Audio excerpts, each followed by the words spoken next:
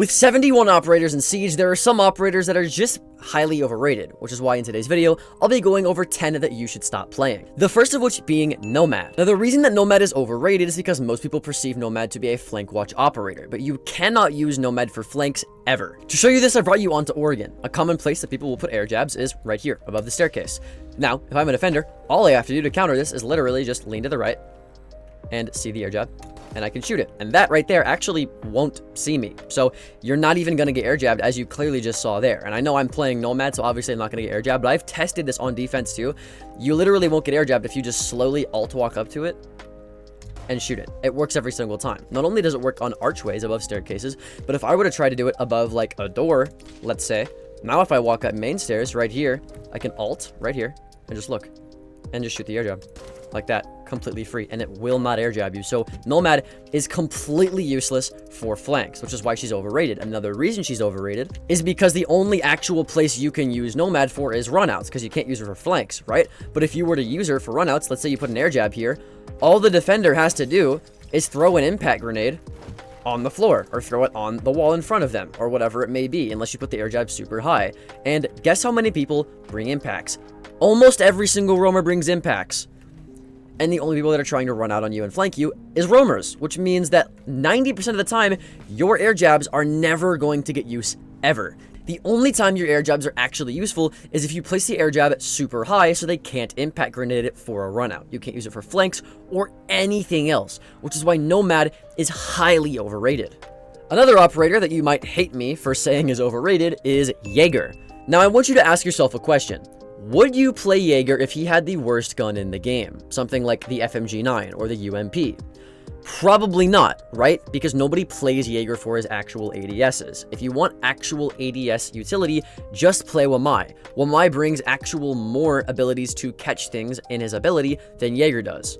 Of course, unless they're just spacing out their utility, but no good player is going to do that. Wamai also brings an ACOG, and he brings impact grenades, which are much more useful to you, especially in a roam-heavy meta, or if you're just trying to stop shield operators. Not only this, but people love Jaeger for his gun, correct? Well, most people don't know that his gun sucks now, because they've nerfed it multiple times into the ground. It doesn't have as much of a fire. It doesn't have the ammo count it used to have, and it doesn't have the damage that it used to have. Its fire rate kind of sucks, and its recoil is a little bit harder for console players to control. So Jaeger just isn't as good as he used to be. He also just gets outshined by Wamai right now because of everything that I said, but also Wamai can just catch more things. So if you're gonna play Jaeger, you might as well just play Wamai. It just makes more sense unless you're stacking all three of your ADSs in one place. But then again, you can just stack 3 Wamai magnets there too and have the same exact job.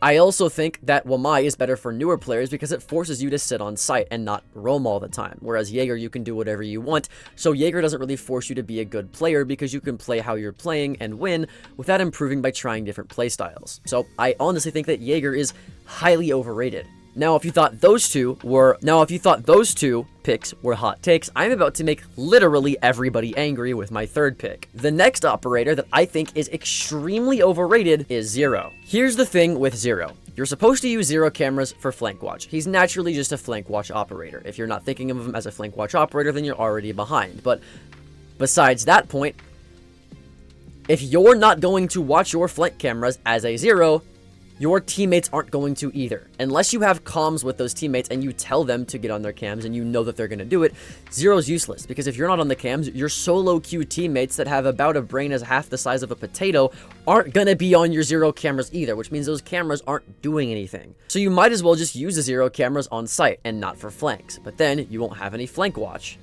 And if you're using Zero cameras on site, 9 times out of 10, the defenders are just going to shoot the Zero cameras. Also, something to note is Solus is played almost every single round right now if Solus isn't banned, which means Solus is a direct counter to you, so you can't even play Zero in the way that you want to. Now, I will say, Zero has a great gun, and he does have hard-reaching charges, which is great if you're trying to get hatches open. But besides that, I just don't see the appeal in Zero as most other players do. I will say, I don't think Zero is as underrated. I will say, I don't think Zero was as overrated as all of the other operators on this list. He definitely is playable, at least compared to the other ones we'll be going over, but I do think he's not like an S-tier solo queue operator as most console players are putting him to be. An operator that I think we can all actually agree is overrated right now, though, would be Mira. Here's the issue with Mira. There's just way too many things that counter Mira windows. First of all, you had the obvious example of just playing Vert on the Mira and then playing Twitch. But then, a few seasons ago, they made it to where you can actually melee Miras. So now, that's another counter that they can have for Miras. But that wasn't that big of a deal because a lot of the times the Mira was far away from the attacker and the attacker couldn't safely knife the Mira without getting shot by the Mira. So that wasn't that big of a deal. But something that really made Mira bad recently was the fact that Ashe and Callie can counter Mira. Specifically Ashe. Because Ashe, right now, if you don't know, is the most played attacker on console and on PC for Emerald and above lobbies, which are the best of the best players in the entire world. If Ashe is one of the most played attackers in the entire game and is a direct counter to Mira, obviously Mira is not going to be that useful when everybody is playing her direct counter. Not only this, but most of the time that you play Mira, you can just have somebody play Vert below you or above you, and it counter that Mira.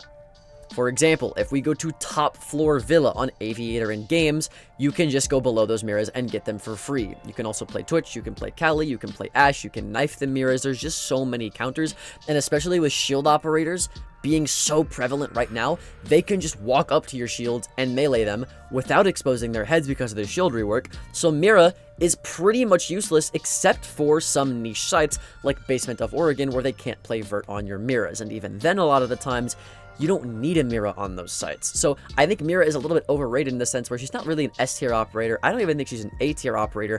I think if I were to put her on a tier list, I'd probably more than likely put her in the situational category.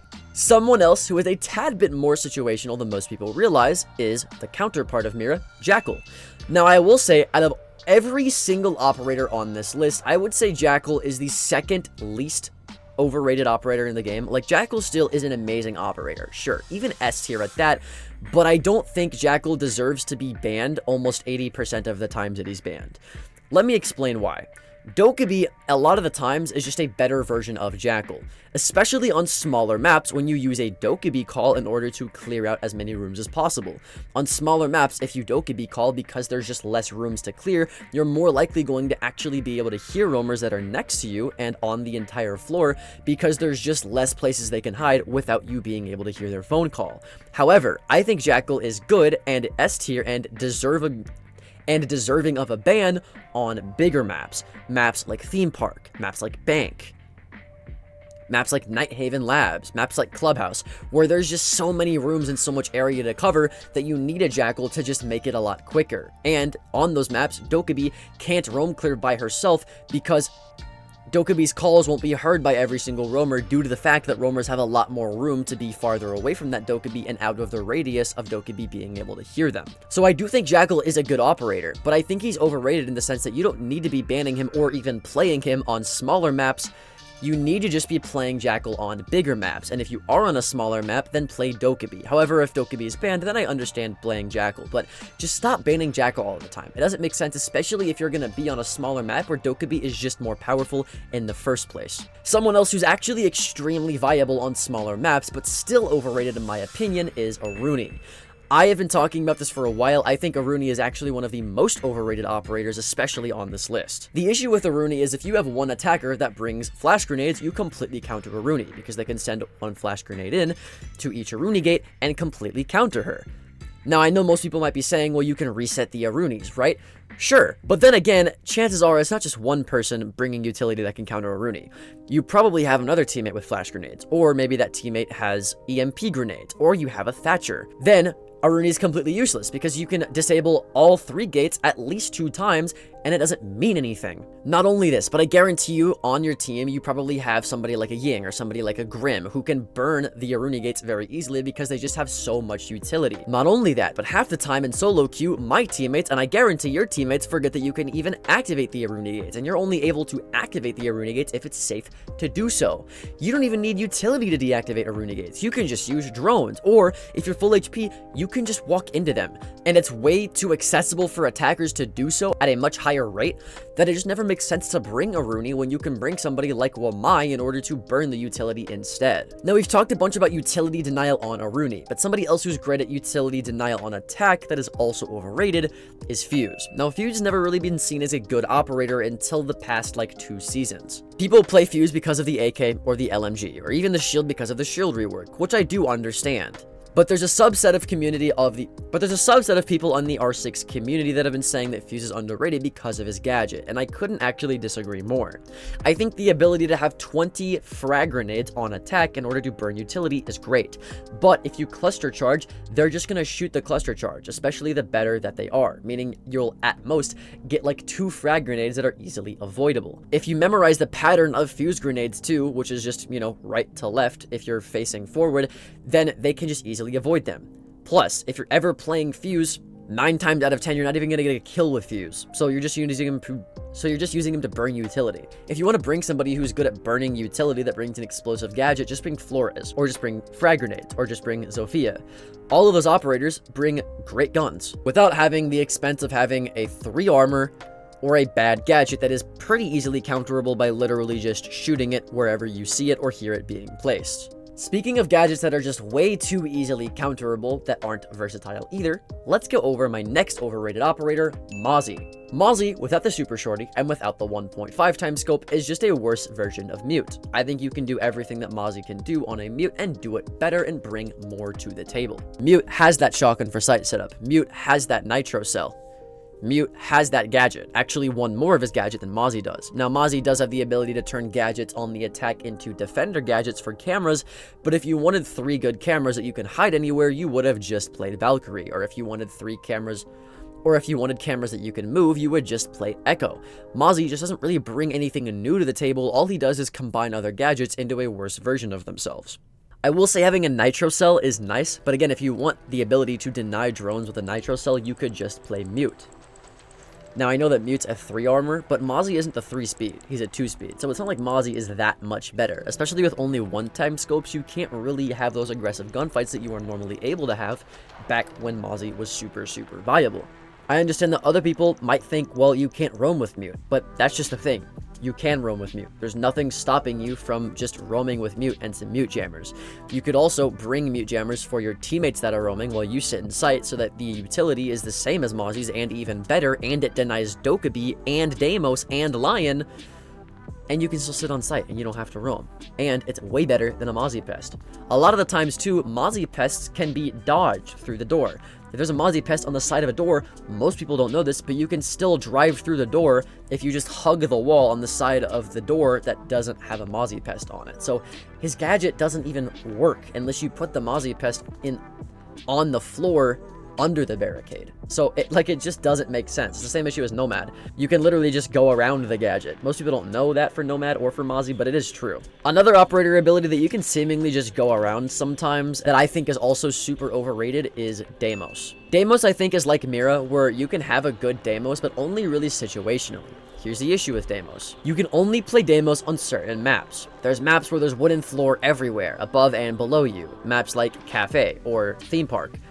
So then, yes, Deimos is good, but even then you can just play Vigil or sit inside of a Mute jammer and it won't matter. However, on maps like Oregon, where you can't even play Vert for the basement site, or on the second floor site they can just sit in attic, Deimos is completely useless, because then you can't wallbang them, and if you want to shoot them and have a fair gunfight with them, you can't really do that either, because 9 times out of 10 people are anchoring on that map, so you'll face their teammates too. So Deimos isn't at all useful on that site, and you could just do what he does with Jackal and not have wall hacks on yourself as well. That's another reason that Deimos is also overrated.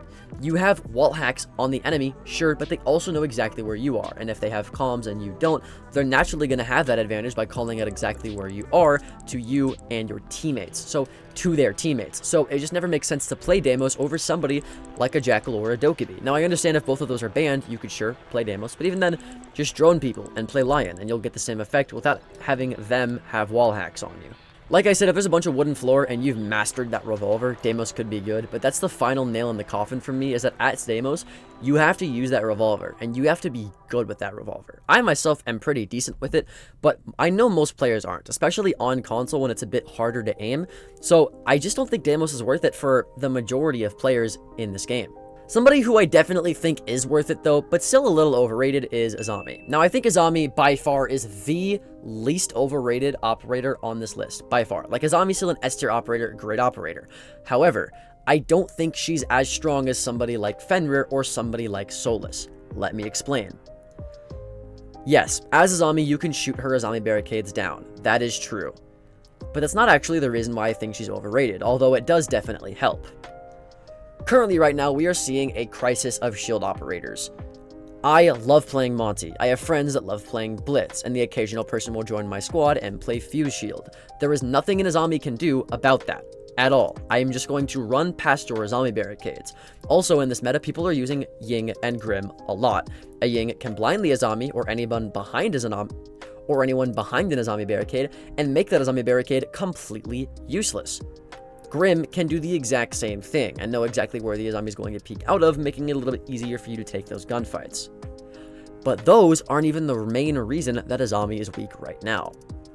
To show you this, I brought you to Top Floor Oregon in a custom game. The reason that I think Azami right now is specifically weak is because of DMRs like this. Now, I know technically this is a slug shotgun, an automatic shotgun, whatever you may think of it, but for the sake of the video, let's just pretend this is a DMR. A DMR against an Azami barricade is specifically lethal. You can actually get rid of an entire Azami barricade with Twitch DMR, Lion DMR, Dokkaebi DMR, without even using your entire magazine. So if I want to peek this Azami, all I have to do is sit here, and it's gone, right? Which is pretty easy to do. Now, again, this isn't a DMR, technically. DMRs would take half the amount of time that just took. I'm not showing you a DMR because I don't have anybody to get into a custom game with to actually show you. But trust me on this, Twitch DMR can actually destroy an entire Azami barricade without using her entire magazine. You can do it in a little over just half the Twitch magazine. Now, you might be thinking, well, you can't shoot an Azami barricade without being exposed and being swung. That's not true. Let's take one on a doorway like this, for example. If an Azami puts one on a doorway like this, sure, you could knife it, but that's going to expose you, right? All you have to do is sit here and do this. And it's gone. Completely gone. Which is absolutely broken. Let's take one that's a little bit harder to reach, for example. Let's take this one, for example. What you can do is literally just hold a tight angle on the Azami barricade. If you hold a tight angle on it like this, the Azami can't peek you here. She might be able to peek you from above the Azami barricade, but once you get to about, this height on the barricade right here, she's not tall enough to peek over that. Which means if you're holding a pixel angle on it like this, it doesn't matter if she peeks. She can't see you. So you could just sit here and destroy it, and she won't be able to peek you at all. Now, if it was super low, sure, she'd be able to peek you, but most Azamis don't even put their barricades that low. And even then, you can just sit and quick peek, fire, quick peek, fire, quick peek, fire, and it'll be so easy to get rid of. Sure, it wastes time, but so do 90% of the operators, so it's not enough to ban an Azami or player every single round. However, if she puts it super high, you might be thinking, well, then she can crouch and peek you, right? If you hold the angle like this, she can crouch and peek you. Dude, all you have to do is stand and lean like this. If she crouches and peeks you, she's not going to be able to see your body. She's only going to be able to see your head. And once you see her peek you, dead. Dead. Or just shoot the bottom of the Azami, and while you're shooting it, if she peeks, you just shoot her. Right? Or if you see her quick peek you, you change levels and pre-fire here. And it's super easy. There's just no excuse to not bring a DMR every single round and completely decimate Azamis. If I see an Azami 9 times out of 10, I bring Twitch just so I can bring the DMR and counter Azami. Because like I said, it takes less than an entire mag. Less than one mag to get one Azami barricade. I mean, that's just crazy to me. She's so easily counterable. And that's why I think Azami is overrated. Do I think she's completely overrated like all of the other operators on this list? No. I think she's still wildly powerful. And she's probably the least overrated operator on this list. But still overrated nonetheless. Stop banning her and start banning Fenrir and Solus instead. But with that out of the way, my name's Alka. Check out this next video. And I hope I'll see you there. Later.